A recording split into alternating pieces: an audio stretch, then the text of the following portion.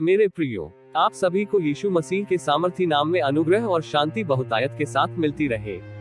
आमीन। प्रियो, आज मैं आपको सामरी स्त्री और यीशु मसीह की कहानी के बारे में बताऊंगा। वीडियो के अंत तक बने रहे।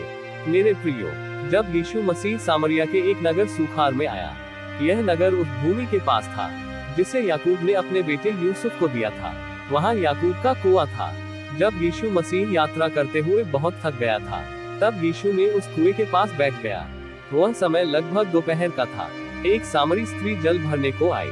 यीशु ने उससे कहा, मुझे बहुत प्यास लगी है, मुझे जल पिला। उस समय शिष्य लोग भोजन लेने के लिए नगर में गए हुए थे। मित्रों, सामरी स्त्री ने यीशु से कहा, तू यहूदी होकर भी मुझसे पीने के लिए जल क्यों मांग रहा है?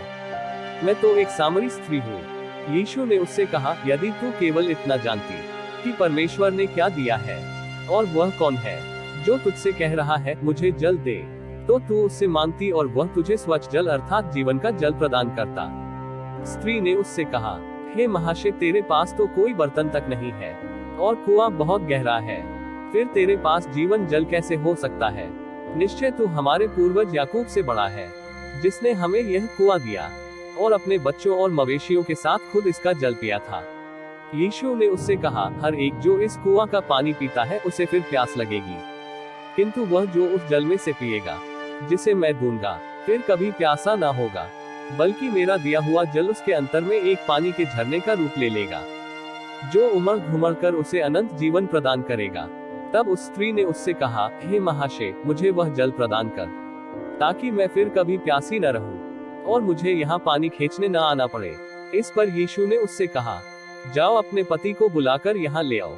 तब स्त्री ने कहा, मेरा कोई पति नहीं है। मित्रों, यीशु ने उससे कहा, जब तुम यह कहती हो कि तुम्हारा कोई पति नहीं है, तो तुम ठीक कहती हो।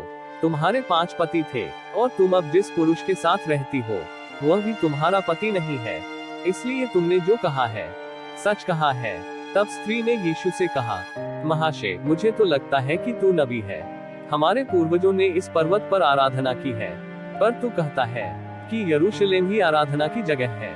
यीशु ने उससे कहा, हे स्त्री, मेरा विश्वास कर कि समय आ रहा है जब तुम परम पिता की आराधना न इस पर्वत पर करोगे और न यरूशलेम में। फिर स्त्री ने उससे कहा, मैं जानती हूँ कि मसीह आने वाला है। जब वह आएगा तो हमें सब कुछ बताएगा।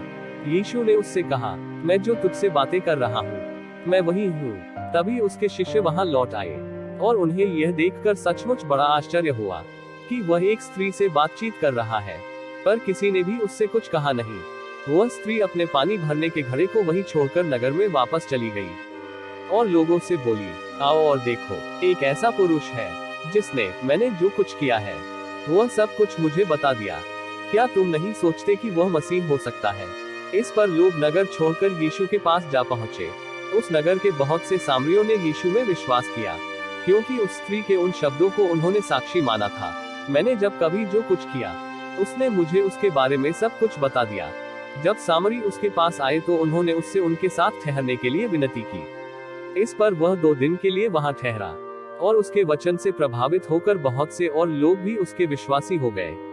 मेरे प्रियो, मुझे उम्मीद है कि यीशु और सामरी स्त्री की कहानी अच्छी लगी होगी। ऐसे ही बाइबल के कहानी को जानने के लिए चैनल को जरूर सब्सक्राइब कर लेना। किसी और कहानी के साथ आपसे मुलाकात होगी।